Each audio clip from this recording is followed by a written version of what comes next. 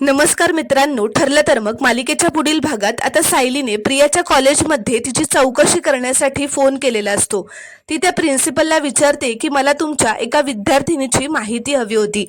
ती त्यांना तिचं नाव तन्वी किल्लेदार आणि तिचा रोल नंबर सांगते, तर ते प्रिन्सिपल सुद्धा चेक करून म्हणतात की मी फक्त मागच्या वर्षीचीच नाही तर मागील 3 वर्षांची लिस्ट चेक केली, पण तन्वी किल्लेदार नावाची मुलगी आमच्या कॉलेजमध्ये कधीच नव्हती।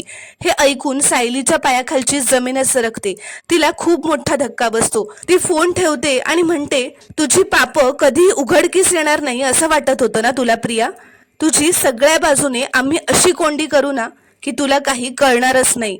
आता फक्त बघत राहा तू मी काय करते ते, असं आता सायली खूपच रागात म्हणालेली असते। तर आता प्रियाने कधीच कॉलेजमध्ये ऍडमिशन घेतलेलं नव्हतं हे मोठं सत्य आता सायलीने शोधून काढलेलं असतं आणि आता ती हे सत्य अर्जुनला सांगणार असते आणि लवकरच तिचा सगळ्या घरच्यांसमोर पर्दाफाश करणार असते।